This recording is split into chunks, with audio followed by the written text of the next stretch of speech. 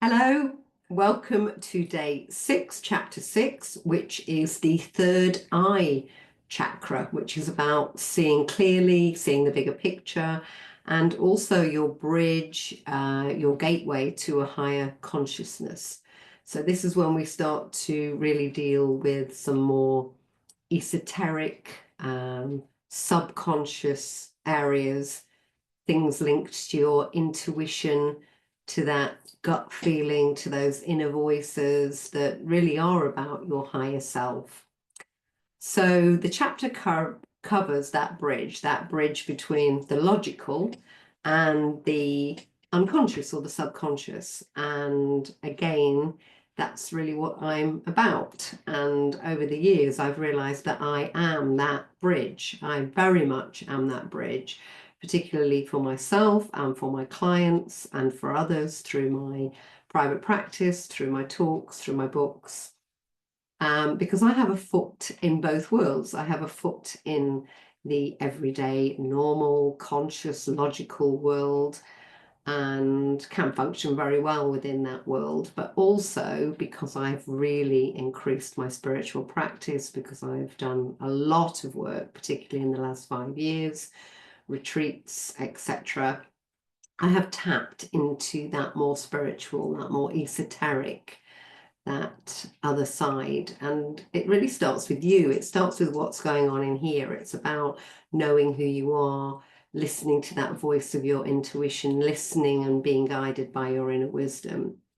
And I think it can be very difficult for people to bridge the two. A lot of people function incredibly well in the logical world, in the world we live in. You know, they're big earners and they have all the trappings of success, but they don't feel at one with themselves. They don't feel joy. They don't feel fulfilled. And so often they have behaviors or habits or distractions that try and fill them up or take them away from that emptiness or that feeling of it's not really there.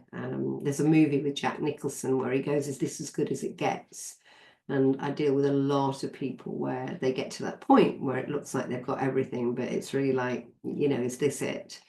Equally, there are people who are phenomenally spiritual, phenomenally intuitive, creative, maybe artists, writers, spiritual people. I've had many clients who are practitioners themselves, such as yoga or Reiki, and they're more uncomfortable with perhaps functioning in that world of logic. So I think that bridge between the two is really key, and I know that I'm particularly good at that.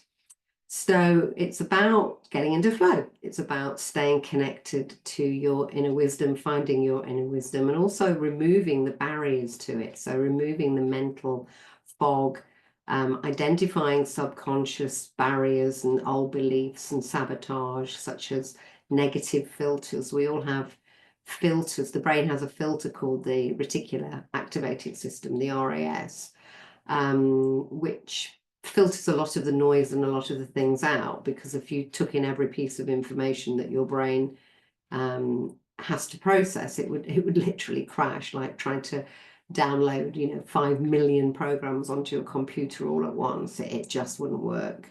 So the brain naturally creates filters. Unfortunately, the filters can be very, very strong, and they can be created in childhood again or through experiences in our life, and they're not necessarily true or necessarily up to date or necessarily beneficial for us anymore. So you might be literally seeing life through a lens.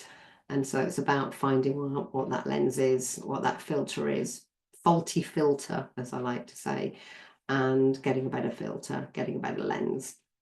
So intuition, that gut feeling, you hear people say, "Oh, I've got a gut feeling. I trust my gut. I felt it in my gut. It didn't feel right." So I also address the vagal highway, the vagal nerve.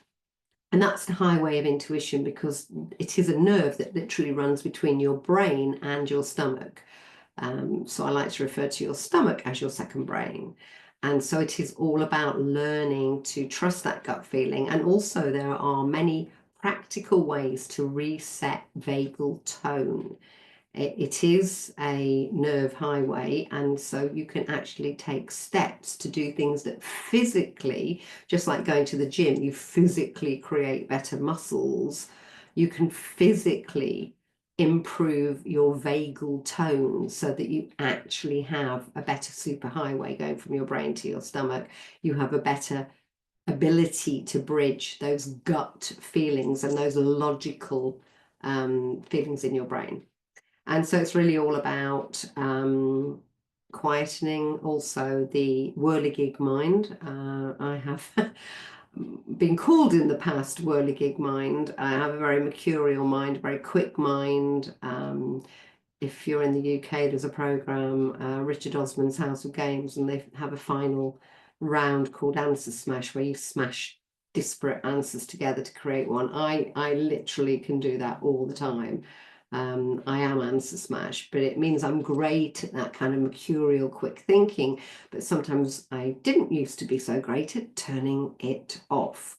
And so that whirligig mind, it just is unrelenting and it's exhausting. So ways to quieten the mind are really important, and they're in this chapter. Tapping into your intuition.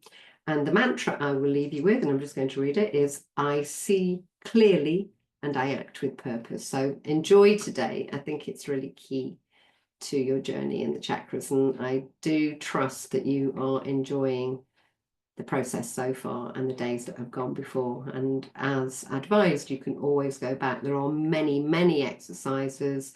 There are mantras, there are affirmations, there are reflection points.